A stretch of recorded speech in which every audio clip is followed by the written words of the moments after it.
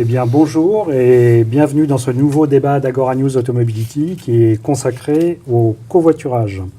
Transporter un ou plusieurs passagers en partageant les frais de son déplacement sur courte, moyenne ou longue distance, c'est ce qu'on appelle le covoiturage, qui se pratique aussi bien à titre personnel ou dans le cadre professionnel. Et pour en parler, 3 invités autour de moi. Donc Franck Rougeau, qui est cofondateur de WeHop, Anne Chevrier, qui est responsable marketing et opération Europe chez Zifi, et puis Mathieu Jacot, qui est directeur de Covivo Rouler Malin.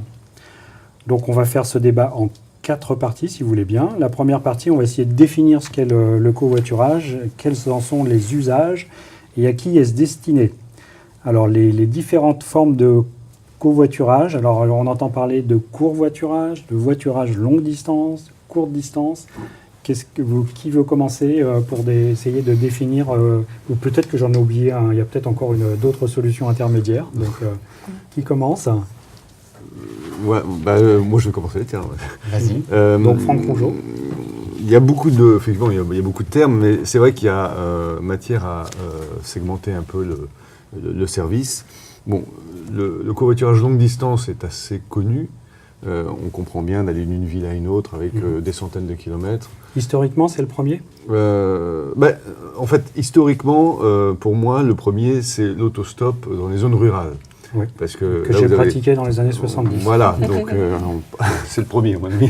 Après, il y a eu effectivement les technologies qui ont permis un peu d'industrialiser. Et le premier secteur qui a été industrialisé, pour moi, c'est le longue distance.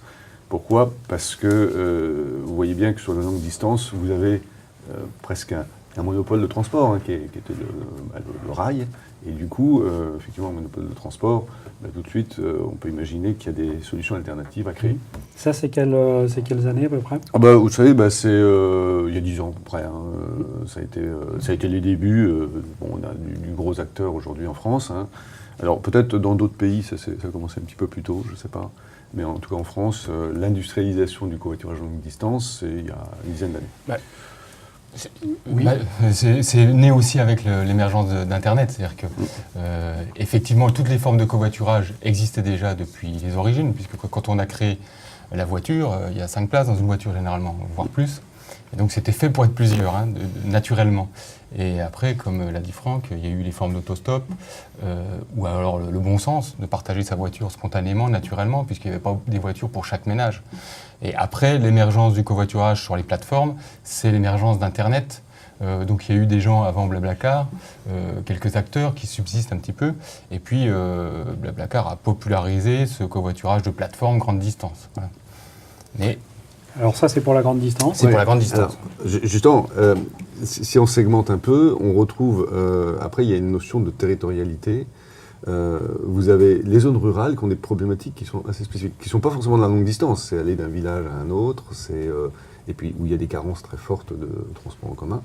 Donc là, il y a un vrai sujet et qui définit un covoiturage de nature un peu différente, à mon sens. Et puis vous avez les zones urbaines. Les zones urbaines qui ont des problématiques différentes aussi, qui sont des problématiques de densité, des problématiques de voies qui... d'aller de banlieue à banlieue. Voilà, d'aller de banlieue à banlieue, et qui sont finalement là des systèmes où, en regard du covoiturage, vous avez les transports en commun. Et donc c'est quelque chose qui va compléter un système de transport en commun. Et alors, covoiturage, effectivement, on est sur des covoiturages de plus courte distance, a priori, par rapport aux longues distances. Alors, vous faites une segmentation court, voiturage et longue distance. Moi, si je fais un autre distinguo, particulier, entreprise, collectivité, c'est aussi une autre segmentation où on les retrouve dans le court et le long voiturage. Je pense qu'on les retrouve dans le long et le court, puisque sur les déplacements professionnels, si on est sur de la grande distance, aujourd'hui, il n'y a pas de pratique de covoiturage professionnel grande distance, sauf entre collègues éventuellement. Donc là, on a des problématiques qui émergent, on le voit, nous, dans les entreprises, c'est que le poste déplacement des salariés dans toutes les entreprises de services, c'est le deuxième poste des dépenses après les salaires. Et donc, évidemment, dans les entreprises industrielles, il y a la production. Mais si on n'a pas une production industrielle, on a donc ces déplacements qui sont la production du service quelque part. Et donc là, il y a l'émergence du covoiturage professionnel pour réserver un véhicule qu'on va partager éventuellement. Donc c'est la dimension autopartage. Mais c'est aussi l'idée de dire que quand on réserve un véhicule, est-ce que je peux l'offrir en covoiturage à mes collègues pour éviter la réservation de 2 véhicules et 2 déplacements avec la voiture. Donc il y a cette émergence-là, mais qui est encore très faible. Et puis, parce que dans les grandes distances, on va plutôt prendre le train ou l'avion, évidemment. Et sinon, donc en courte distance, on ne va pas avoir beaucoup de déplacements professionnels dans les entreprises. Les collectivités, l'enjeu, c'est ce qu'a dit un petit peu Franck, les collectivités, c'est un enjeu pour elles de pouvoir adresser un covoiturage de moyenne distance. Tout à l'heure, on a parlé du covoiturage un peu urbain, mais c'est un peu la limite avec le VTC. C'est-à-dire qu'on voit bien, et on a eu des affaires, y compris juridiques. Alors, on en parlera tout à l'heure, des concurrents et du covoiturage. Et pour les collectivités, l'enjeu, c'est bien d'adresser un service en complémentarité des transports en commun. Et là, il y a un enjeu sur le covoiturage de moyenne distance, puisque on sait bien que la pratique du covoiturage vaut le coup. Plus on se déplace sur des longues distances, plus l'économie réalisée va valoir le coup. Donc là, il y a bien un enjeu pour les collectivités. Alors ça existe en automobile, est-ce que ça existe aussi en 2 et 3 roues? Oui, en 2 roues, le comotorage. Oui, existe, se développe d'ailleurs récemment. Alors je vais être un peu provocateur, mais moi j'ai pratiqué le covoiturage par nécessité, justement par rapport à ce que vous disiez sur les... J'avais mes filles il fallait les emmener au lycée, donc on s'est réunis à plusieurs familles, et à tour de rôle, on allait les chercher. Mais bon, je l'ai fait pendant cette période, maintenant elles sont grandes et autonomes, je fais plus de covoiturage. C'était une solution, c'était quelque part un pis-aller, quoi. C'était parce qu'il n'y avait pas d'autres solutions. Est-ce que c'est est-ce que c'est quelque chose, est-ce que c'est ça la réalité, ou est-ce que il y a des usagers quotidiens, réguliers du covoiturage courte ou longue distance? Ouais, justement, au centre du covoiturage reste quand même l'individu, qu'il a un besoin, que ce soit ponctuel, régulier, occasionnel, forcé, pas forcé. Donc du coup, après, tous les facteurs autour, que ce soit l'entreprise, les collectivités, le VTC, c'est juste les origines et les facteurs qui ont une motivation justement pour résoudre et soutenir l'individu dans son besoin de déplacement. Mais vous avez raison, le covoiturage, c'est quelque chose de très informel. En fait, c'est assez récemment qu'il y ait des plateformes qui permettent, parce qu'elles augmentent la valeur du service et du coup tirent les individus à se déclarer puis à rendre visible leur covoiturage. Mais il y a beaucoup de covoiturage informel, de gens qui s'organisent entre eux et qui font du covoiturage sans que ça se sache. Alors je sais que, moi mes filles ont grandi, mais ça se pratique toujours entre Vélizy et Versailles. Absolument. Les gens s'organisent en famille pour emmener, parce qu'il y a un bus qui n'est jamais à l'heure. Il y a des problèmes de... Et l'enjeu, c'est de passer à une échelle suffisamment importante pour que ça impacte finalement la société, parce qu'en informel, il y en aura toujours. On a une estimation, par exemple, de ce qui passe par les plateformes et de ce qui est informel. Il y a des chiffres là-dessus qui... Oui, il y a déjà eu une étude. En gros, il y a un facteur 5, c'est-à-dire que pour un covoiturage qui se fait sur une plateforme, on estime qu'il y a à peu près 5 covoiturages qui se font de manière informelle. Donc ça, c'est extrêmement important parce que parfois, on n'a pas toujours la visibilité sur les plateformes, on ne sait pas toujours ce qui se passe. C'est aussi une des difficultés, c'est que sur une plateforme, les gens se rencontrent. L'objectif, c'est de provoquer la rencontre pour qu'ils puissent covoiturer. Et une fois que la rencontre est faite, ils n'ont pas forcément besoin de retourner sur la plateforme. Et donc, il y a un enjeu là-dessus parce que souvent, quand on rencontre une personne, il reste encore des places dans la voiture, donc il y a un enjeu là-dessus. Mais l'important, c'est que malgré tout, un covoiturage qui est fait sur une plateforme, c'est aussi du covoiturage dont on parle autour de soi, et on sait qu'il y en a encore beaucoup plus aujourd'hui de manière informelle. Donc les deux se complètent bien, c'est-à-dire que l'informel redevient visible grâce aux plateformes, et finalement, on en provoque beaucoup plus de manière informelle, mais aussi grâce aux plateformes. Alors quand je regarde le plan de mobilité du Grand Paris à l'horizon 2030, là, qui a été établi en 10 points, le covoiturage et l'autopartage arrivent en milieu de classement, ils sont 5e. Qu'est-ce que ça vous... donc c'est vraiment... on a l'impression que c'est une solution après les autres, quoi. Pour moi, c'est un peu choquant parce que Si on fait un petit calcul rapide, si vous avez juste 15% des véhicules sur l'Île-de-France qui proposaient leur trajet, vous doublez la capacité du réseau de transport francilien, de tous les bus, tram, RER, métro. Enfin, vous imaginez, donc, et 15%, on voit bien que c'est pas 80, enfin, ça paraît atteignable. Donc c'est vraiment un enjeu de, si on arrivait, et que la puissance publique aidait dans ce sens à transformer ses comportements, parce qu'on est là, et pour changer les comportements, il y a tout un tas d'incitatifs, mais la puissance publique a un vrai, enfin, le politique a un vrai pouvoir, eh bien, on arriverait vraiment à changer la donne. Parce que si vous doublez la capacité d'un réseau, de façon beaucoup plus capillaire d'ailleurs, eh bien, vous avez un changement de qualité de service considérable. Moi, je trouve ça pas si choquant que ça, parce que c'est vrai que ça apparaît peut-être en 5e position, mais il faut regarder les 4 premières propositions. Et en fait, c'est aussi du covoiturage, parce que les premières propositions, c'est de proposer les mobilités actives.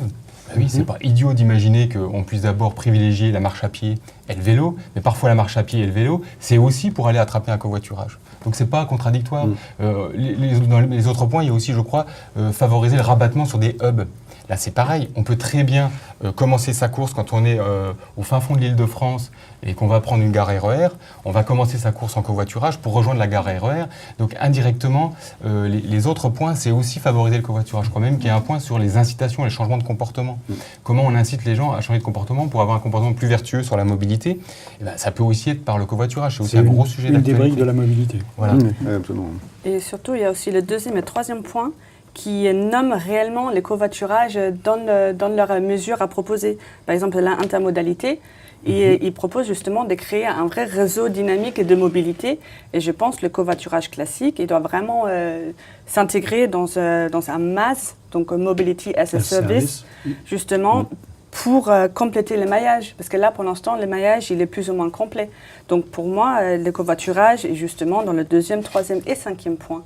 Parce que quand on regarde aussi, par exemple, le 3e point, l'optimisation des autoroutes urbaines, aussi avec l'aménagement spécifique pour le covoiturage au sein des gares ou connexion des travaux publics, ou sinon même des voies dédiées au covoiturage, au taxi, etc.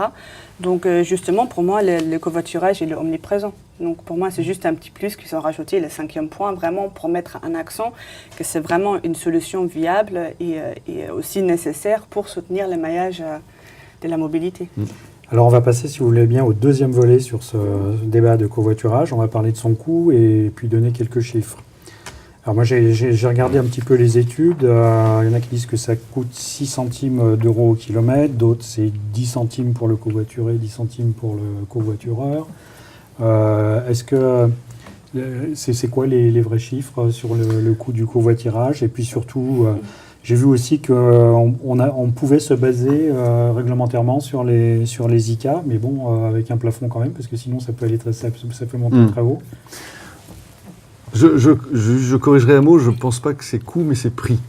Parce que le coût, ça serait un coût de revient. Un coût de revient, je pense qu'il n'est pas vraiment connu. Et le prix, ça dépend du modèle économique. On ne peut pas définir le TCO. Voilà, c'est ça. Après, le prix, il dépend un peu du modèle économique. Ce qu'il y a, c'est que le covoiturage, c'est réglementé. Donc, les chiffres que vous mentionnez, ça me fait penser à ce que la réglementation impose. C'est-à-dire que vous savez que si on veut rentrer dans les clous du partage de frais, qui est la réglementation, c'est-à-dire que, je vous rappelle, le covoiturage, c'est prendre quelqu'un bénévolement à côté. Et puis il y a une participation aux frais. Voilà, il y a un petit virgule. C'est pas du commerce. On peut éventuellement partager les frais jusqu'à concurrence de. Puis il y a un décret qui fixe. Et effectivement, si on considère qu'il y a 3-4 sièges et qu'on ne veut pas dépasser le plafond, effectivement, on atteint de l'ordre de 10 centimes le kilomètre à peu près. Mais ça, je dirais, c'est ce que la réglementation dit. Après, en termes de coût, moi je trouve qu'il y a plein de modèles économiques possibles et il y a des services qui sont assis sur de l'abonnement, qui sont assis sur du kilomètre, qui sont assis sur même gratuit. Enfin, sur votre plateforme, vous proposez quoi par exemple? Nous, c'est de l'abonnement par exemple. Nous, c'est pas lié au kilomètre. D'accord. Oui, nous, c'est comme le pass Navigo, si vous voulez, en Ile-de-France. C'est-à-dire on s'abonne à un réseau de transport. Forfaitaire. Voilà, indépendamment du nombre de kilomètres. C'est la même chose pour... Alors, nous, Pour vous on a plusieurs formules, puisqu'on travaille en B2B avec des collectivités, des entreprises et en B2C, mais sur nos plateformes B2C, et y compris sur certaines plateformes proposées par nos clients, on a un prix par défaut qui est proposé. Donc, c'est souvent entre 6 et 8 centimes le prix par défaut. Donc entre 6 et 10, j'étais pas très loin. Voilà. Et après, le conducteur, puisque c'est lui qui va déclarer éventuellement ce qu'il veut proposer, peut ajuster ce prix et peut monter jusqu'à 10 centimes. Sauf qu'à un moment donné, on bloque, on alerte qu'il y a un barème fiscal, effectivement, qui ne doit pas être dépassé. Donc ça veut dire que nous, on a quelques retours parfois des gens qui disent « Mais oui, mais moi j'ai un minibus, 8 places. » Bon, c'est là où il faut faire attention parce que 8 places à 10 centimes, ça commence à être du covoiturage. Quoi, hein. Et d'ailleurs, on a... C'est du transport en commun. Et voilà, et on a quelques abus qui nous sont signalés et que par la modération de la communauté, on peut identifier. Chez Zifi, c'est la même chose? Ça dépend à qui on vend notre solution. Parce que nous, Zifi, à la base, c'est vraiment une communauté de partage dans la bonne humeur. Donc nous, certes, l'aspect coût financier, premier aspect, sert vraiment juste à dédommager, que ce soit à l'usage, le maintien, l'essence, etc. Après, nous, ce qui est très important pour nous aussi, c'est les coûts de substitution. C'est-à-dire, quand on est dans la voiture seule, on peut difficilement faire autre chose. Au moins, c'est fortement déconseillé. Donc, du coup, Zifi se voit plus comme aussi une communauté de partage de la bonne humeur, des flexibles, spontanés. Aussi, on propose des conducteurs semblables. Donc, par exemple, si vous travaillez dans tel secteur, que vous avez tels intérêts, etc., on vous propose plus facilement de passagers qui peuvent animer, entre guillemets, votre trajet et rendre plus agréable le fait, par exemple, de se rendre au travail un lundi matin. Sous la pluie, Voilà. en Ile-de-France. Continuons avec les chiffres. Quand je dis 1 million de trajets en 2015, distance moyenne 320 km, c'est des choses, taux de remplissage 50%, c'est des... Ça ne veut rien dire. Là, c'est une longue distance. Là, vous êtes, oui, les 320 km, c'est de la longue distance, ça, je le confirme. Mais vous savez, je dirais en courte distance, je pense qu'il y a beaucoup plus de trajets que cela, de façon informelle, et puis qui se révèlent peu à peu sur les plateformes, mais parce que le courte distance, c'est matin, soir, tous les jours. Enfin, on est vraiment sur des flux. Alors j'avais un autre chiffre sur l'Île-de-France, que j'ai relevé ce matin, c'est 25 000 covoitureurs réguliers sur l'Île-de-France. Et c'est monté à 75 000 pendant que nos amis de la SNCF étaient en grève. Oui, absolument. Il y a eu... alors, c'est par... IDF Mobilité. Oui, c'est ça. Oui, effectivement, il y a eu... les grèves apportent un petit regain d'activité. Mais quand vous regardez, oui, c'est peut-être l'ordre de grandeur, ce qui est infinitésimal par rapport au nombre de trajets. En Ile-de-France, il y a 14 millions de trajets par jour effectués en voiture. Et si je prends les transports en commun, il y a 8 millions de passagers de transports en commun. Vous voyez, ça c'est la masse de personnes qui se déplacent domicile-travail le matin et le soir. Alors, est-ce que vous gagnez donc avec ces plateformes et avec ces prix et le nombre qui est quand même par rapport à la masse que vous venez d'évoquer sur les millions de trajets, est-ce que les plateformes, c'est quoi votre modèle économique? Comment vous vous en sortez? Oui. Nous, on est sur un modèle plutôt B2B, c'est-à-dire qu'on a une plateforme qui s'appelle Rouler Malin, qui est une plateforme ouverte au public, aux particuliers, qui est totalement gratuite à l'usage. Et comment on peut produire cette plateforme gratuite? C'est parce que de l'autre côté, on a un certain nombre de clients qui sont des grands groupes, pour l'essentiel, des entreprises ou des entreprises qui se mutualisent ensemble pour se payer un service, et puis des collectivités locales. Donc elles, en prestation de service, on leur remet à disposition un outil qui va être connecté sur leur périmètre avec les transports en commun, les autres modes de transport, qui va vraiment être un service proposé par la collectivité ou l'entreprise, avec éventuellement sa propre marque, qui répond à des enjeux de marketing globaux sur le territoire. Donc vous prenez des en fonction du nombre de... Même pas, on est sur, le service coûte tant, et donc on vous le fait payer, il y a une maintenance, et on est plutôt sur un modèle de prestation de service informatique. Voilà.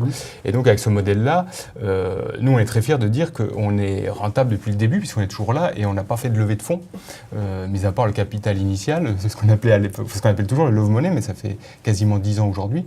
Et donc on a très rapidement trouvé un seuil de rentabilité, alors que l'ensemble des acteurs, on le voit bien, il y a très peu d'acteurs finalement qui ont atteint ce seuil de rentabilité.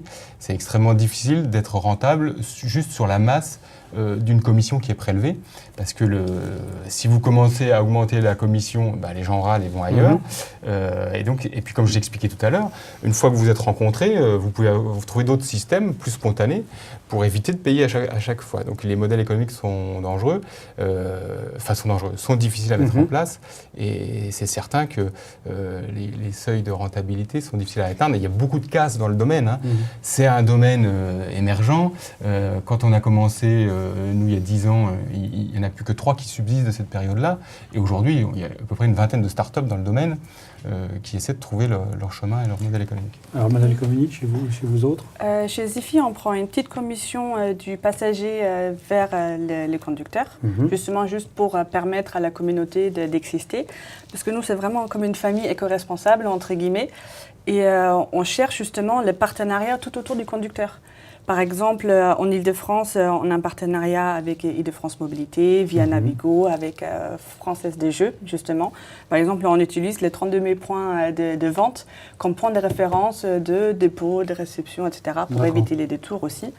On a aussi des partenariats avec des assureurs, avec des stations d'essence, justement, pour remercier aussi les conducteurs d'être partie de la communauté et de partager et de nous permettre, justement, d'être plus éco-responsables, de faire des connaissances, de faire des liens. Et du coup, avec ces concepts-là, on a pu faire l'année dernière 3 millions des trajets vraiment qui ont bien fonctionné. On a fait 14 millions de kilomètres avec tous nos conducteurs. Après, nous, la spécialité aussi, c'est qu'on est une société d'origine indienne. Donc, du coup, ça fait depuis 2017 qu'on est en Europe. Donc, du coup, nous, nos chiffres sont un peu 70% en Inde et 30% en Europe. Et ce qui est super intéressant aussi, on a pu économiser 60 000 tonnes de CO2 rien que l'année dernière, justement avec les concepts de communauté, rendre service, de bonne humeur. Et c'est super. Je vous proposerai la question sur le modèle économique, mais vous aussi, vous êtes présent en dehors du périmètre français ou... Oui, nous, on est présent au Canada, à Montréal. D'accord. Oui, qui est une ville un peu modèle en mobilité, en termes de mobilité. Ils ont beaucoup de voies réservées au covoiturage, du coup, un incitatif fort pour les automobilistes. Quoi. Et vous-même? Et nous, aux frontières en Europe, c'est-à-dire Suisse, Luxembourg, Belgique, essentiellement. D'accord. Le modèle économique? Alors, nous, on est un petit peu différent parce qu'on est ce qu'on appelle le covoiturage temps réel. C'est-à-dire que le trajet qui est commencé, c'est la trace du navigateur GPS. Quand vous mettez une destination, il y a un itinéraire qui est calculé et que vous suivez, parce qu'il vous fait en général éviter des détours. Et c'est cette trace qu'on rend publique à tous les piétons qui sont le long du chemin. En créant une ligne de bus, finalement, c'est une ligne de bus de 3 places et vous voyez la trace. Donc ce sont des trajets qui sont commencés. Et vous voyez bien qu'avec les technologies, j'arrive à pouvoir cibler les trajets qui passent sur une route donnée. Et vous voyez où je veux en venir, c'est que si je recrute suffisamment de voitures qui vont sur cette route, je crée une ligne de bus, une capacité virtuelle. Et qui, en général, s'occupe d'installer des lignes de bus, c'est les collectivités.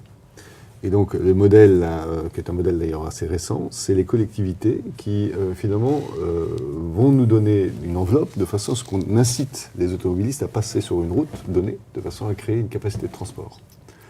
Et nous, on est donc la plateforme qui va prendre cette enveloppe et finalement ventiler cette enveloppe dans tout un tas de trajets de conducteurs. Et nous, on va se commissionner sur cette activité. D'accord. Voilà, c'est un peu le modèle économique qui émerge. Alors, on va aborder la troisième partie de ce débat. On va voir des choses vraiment pratiques. Qui peut faire du covoiturage, qui peut conduire, sous quelles conditions, quels sont les problèmes d'assurance, etc. Donc, quand on covoiture avec son véhicule, est-ce qu'on est obligé de conduire seul ou est-ce qu'on peut passer le volant à un passager? Comment ça se passe?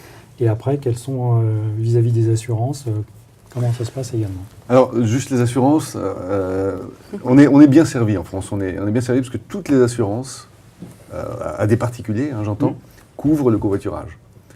Et c'est la responsabilité civile du conducteur qui assure le passager covoituré. Donc là, on est plutôt bien servi. Et puis, après, dans le cas extrême où la personne n'a pas pris d'assurance, il y a le fonds de garantie qui s'en occupe. Après, ça change un petit peu pour les voitures de fonction. Parce que là, ce sont les entreprises qui contractent avec des assurances des contrats spécifiques. Et là, effectivement, il y en a qui ont exclu expressément le covoiturage, des voitures de fonction, il y en a d'autres qui l'ont inclus. Donc là, c'est un peu plus hasardeux. Et après, il y a une formule intermédiaire. Vous avez votre véhicule que vous utilisez aussi pour vos déplacements personnels et professionnels avec une extension d'assurance pour les déplacements professionnels. Est-ce que ça peut inclure des covoiturés ou pas? Oui, alors, en fait, à partir du moment où vous ne prenez pas l'assurance particulier, parce que vous pouvez avoir une assurance particulier domicile-travail qui couvre le domicile-travail, dans ce cas-là, effectivement, le covoiturage est inclus. Si vous prenez une assurance complémentaire pour le domicile-travail, eh ben, c'est la négociation avec ce complément d'assurance, et donc c'est moins systématique. D'accord. Très bien. Moi, j'ai pas grand-chose à rajouter. Moi, je donne toujours l'exemple. Il faut quand même rassurer parce que c'est souvent une question qui est avancée, mais il faut quand même rassurer. C'est ce que tu as dit. C'est qu'en gros, on est parfaitement couvert. Moi, je te donne toujours l'exemple pire. C'est un conducteur qui est alcoolisé, qui n'a pas le permis, qui conduit une voiture volée et qui monte un passager en covoiturage. Le passager est toujours assuré. Alors, je dis pas que derrière, on va pas se retourner sur la responsabilité. Il sera pas rassuré, mais il sera voilà, assuré. Exactement. Voilà. Donc ça, c'est important. Donc, évidemment, après, on n'est pas là dans des cas extrêmes, mais c'est pour dire que même dans les cas extrêmes, on est couvert. Et donc, il faut vraiment partir de ce point-là. Quand on avance une question d'assurance pour dire c'est compliqué, je peux pas, l'assurance veut pas, c'est qu'on ne veut pas. Hein. C'est pas qu'on ne peut pas, c'est qu'on ne veut pas. Et pour être plus précis, si sur une longue distance, si le passager veut prendre le volant pour reposer un peu là, c'est le plus conducteur. compliqué. Donc, là, Est-ce vous que- êtes, non, le conducteur est identifié et attaché à la voiture. Et s'il n'y a pas eu de déclaration de conducteur complémentaire, Oui, je c'est pense que possible. vous ne pouvez pas faire. C'est pas Oui, possible. à moins que vous ayez une assurance, tout conducteur. Voilà, alors ça peut arriver. Mais effectivement, à ce moment-là, c'est la négociation avec l'assureur. Il y a des problèmes de gens qui se retournent contre le covoitureur ou contre la plateforme. Ça existe ou, Oui, il y a toujours malheureusement des petits problèmes. Aujourd'hui, Donc, est-ce que c'est comme sur les autres plateformes? Est-ce que, comme en VTC, est-ce qu'on note son chauffeur? Est-ce que le chauffeur note ses passagers ou aussi ou Chez pas? nous, on ne note pas forcément, Mhm. mais on a un support à live chat 7 sur 7, justement pour signaler de problèmes, que ce soit liés au conducteur ou par exemple la route qui est plus disponible. Donc nous, on a en place ce système-là justement pour rassurer aussi quelque part les particuliers. Parce que c'est vrai, pour l'instant, le covoiturage que la grande masse connaît, c'est vraiment le covoiturage classique, rigide, qui inspire pas forcément confiance. Donc c'est pour ça, quand on rajoute tout le partenariat autour, que ce soit l'assurance, le live chat, le support, etc., donc ça reste quand même beaucoup plus rassurant pour les personnes justement de s'engager, d'oser le pas, de faire partie de la communauté. Ouais. Sur vos plateformes, on note des deux côtés? Alors nous, on peut évaluer, mais là c'est pareil, ça va dépendre des cas. Sur la grande distance, il y a l'évaluation qui se fait parce que justement, on part pour 2 ou 3 heures avec quelqu'un. Sur de la courte distance, on va plutôt retrouver des collègues ou des gens qu'on connaît. On connaît quelqu'un qui connaît. Donc là, Donc, si on a décidé de covoiturer avec lui, voilà, au quotidien, c'est qu'à un moment donné, on n'a pas besoin de l'évaluer pour dire il est bon ou il n'est pas bon. S'il n'est pas bon, on ne covoiture pas et on le sait très vite. Mais donc il y a les deux systèmes qui coexistent. Oui, nous les deux s'évaluent. Parce que nous, on est sur du dynamique, donc effectivement, on change finalement de covoiturer tous les jours. Hein. Et donc, il y a une évaluation à la fin du trajet par les deux. Parce que c'est des mécanismes assez classiques quand même de création de confiance. Hein. Après, il y a aussi l'ancienneté, il y a l'appartenance aux mêmes communautés, donc l'appartenance à la même entreprise ou au même village. Enfin, on utilise tous un peu ces mécanismes qui créent de la confiance. D'accord. Je veux juste rajouter une limite là-dessus, c'est que l'évaluation et la notation aussi, parfois, c'est un peu aussi on devient une marchandise. C'est-à-dire qu'à un moment donné, je suis conducteur et j'ai besoin de ma bonne note pour valoriser le trajet donc c'est la limite du système de notation, il faut se méfier de ça. Je veux valoriser mes places de voiture pour les vendre le plus cher possible, donc je recherche à tout prix la meilleure note possible. Et à ce moment-là, on n'est plus dans un dispositif où on a des notes qui rassurent, mais on est un dispositif où on a des notes qui permettent de faire payer et de valoriser sa place. Et là, c'est la limite du système sur lequel il faut être relativement vigilant. Oui. C'est pour ça, nous aussi, on ne fait pas forcément de notes, parce que c'est un peu un réseau social. Juste parce que j'aime telle ou telle musique, voilà, j'ai une note moindre. Non, c'est vraiment les affinités. Et c'est vraiment les dangers, entre guillemets, que s'il conduit trop vite. Voilà, on essaie de sortir de ce cadre-là et vraiment de se concentrer sur ce qui est important, la sécurité, la vitesse, etc. Alors, quatrième et dernière partie de ce débat, on va voir, justement, on a parlé tout à l'heure si c'est un transport palliatif. On a vu que non, pas nécessairement, même si les masses par rapport au volume de trajets existants par jour sont pas encore très importants. deux choses avant de voir vraiment la concurrence, qui fait concurrence et comment développer le covoiturage. Il y a eu la semaine de la mobilité il n'y a pas très longtemps, je n'ai pas entendu parler de covoiturage. Et il y avait une journée du covoiturage qui existait. Alors peut-être que je dis une bêtise, parce que je dis qui existait au passé. Est-ce que ça existe toujours? C'est quand? Ou ça a été ou ça n'existe plus? Alors, si elle existe encore, moi je suis comme vous, cette année je ne l'ai pas vu passer. Donc peut-être qu'on est mal informé, mais ça veut dire que, de mon point de vue, cette année, la Semaine européenne de la mobilité a été moins médiatisée que les années précédentes. Je pense que c'est lié à un tas d'opérations qui ont eu lieu déjà avant l'été. Et puis après, c'est aussi les limites de ces semaines. Hein. L'enjeu, c'est pas de se faire plaisir une semaine par an ou une journée par an. Ouais. Et c'est généralement, quand on met une journée, c'est pour une minorité. Donc, voilà. Puis, on a bien, enfin, tout le monde est conscient que le covoiturage, c'est quand même un changement de comportement, hein, si on veut que ça devienne un peu massif. Et le changement de comportement, c'est pas en une journée ou en une semaine. On voit bien que c'est des choses qui doivent s'ancrer dans les habitudes. Mais pour répondre un petit peu à votre interrogation, il y a en fait le gouvernement s'est saisi de la question. Donc il y a eu cette grosse construction de ce qu'on appelle la loi pour l'orientation sur la mobilité, qui va sortir. Qui va finir par sortir. Ouais, probablement en janvier, enfin après la loi Pacte, mais qui, elle, prend le problème à bras-le-corps. Voilà, qui intègre le covoiturage. Et qui devrait normalement le rendre beaucoup plus facile, quoi. Alors j'ai vu qu'il y avait un organisme qui s'appelle le FEDUCO, ou la FEDUCO, qui est une fédération, donc qui a priori vous réunit. Et ce matin, j'ai vu que le 1er octobre, au Mondial de l'Automobile, il y a une fédération des générateurs de mobilité partagée qui a été lancée à l'occasion du Salon de la mobilité. Alors là, qui intègre plus largement que le covoiturage, l'autopartage, etc. C'est utile, ça fait doublon. Alors la FEDUCO, tu connais, vas-y. En gros, moi je rajouterais une entité en fait sur ces dynamiques-là aujourd'hui, qui est la Fabrique des mobilités, qui est aussi une association qui existe et qui essaie de réunir l'ensemble des acteurs qui se saisissent de la question de la mobilité pour justement faire dialoguer les acteurs. Les constructeurs automobiles, les transporteurs publics, entre guillemets, classiques, avec Transdev, SNCF, pour faire simple, et puis toutes les petits, entre guillemets, les petits opérateurs, ou en tout cas les opérateurs nouvelle mobilité, et qui dialoguent ensemble pour créer de la valeur en commun et créer des biens communs. Donc ça, c'est un autre acteur que je rajouterais. Alors là-dessus, si je peux me permettre, il y a du travail, parce que quand je regarde la mobilité, il y a effectivement le monde de l'automobile, il y a le monde des transports en commun, il y a le monde du rail, il y a le monde de l'avion, il y a le monde du travel management, et tout ça, ça fonctionne encore assez en silo, et ça ne se parle pas beaucoup. Hein. C'est compliqué. Hein.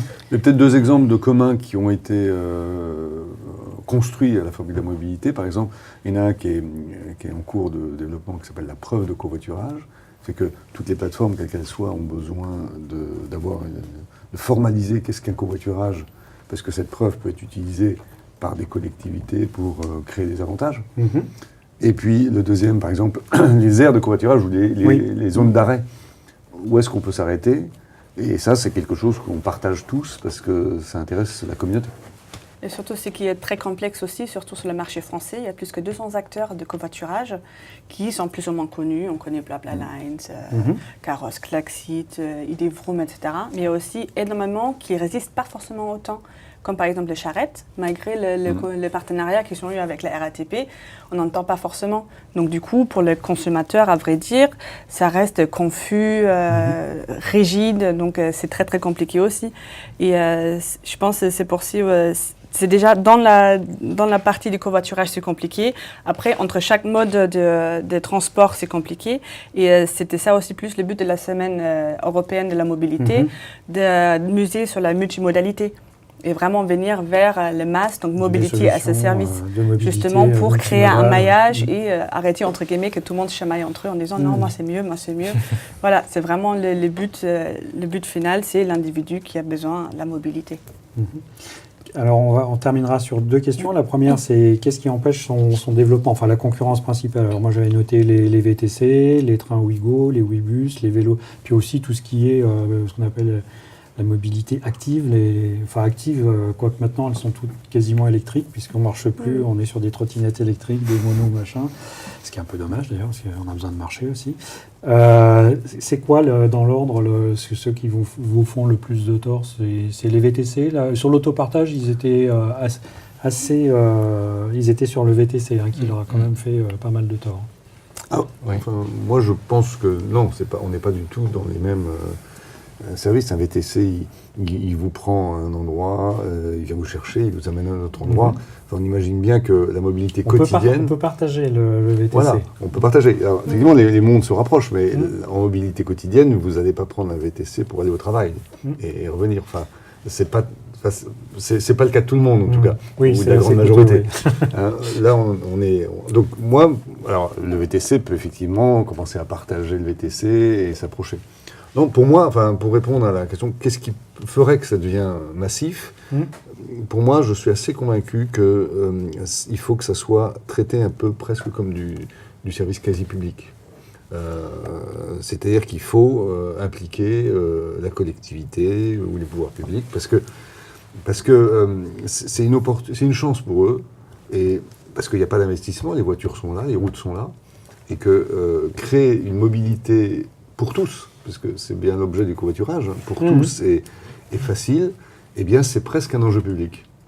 Je dis presque parce qu'effectivement, on n'est pas sur des formules publiques, parce que c'est quand même un particulier qui a une voiture, mais si on veut vraiment que ça réussisse, et je pense que ça a été un peu les conclusions des assises de la mobilité et l'objet de cette LOM, enfin de la loi, de se dire comment on peut déverrouiller finalement le système public qui est assez contraint pour lui permettre de faire des expérimentations et d'investir dans cette opportunité de créer un réseau complémentaire, donc ça devient un réseau complémentaire au transport en commun, à tout ce qui existe, mais pour toutes ces rues où il y a de la carence, les zones où il y a de la carence, où il y a... Donc vous n'avez pas de concurrents. Les VTC, c'est pas vos concurrents, donc c'est le principal...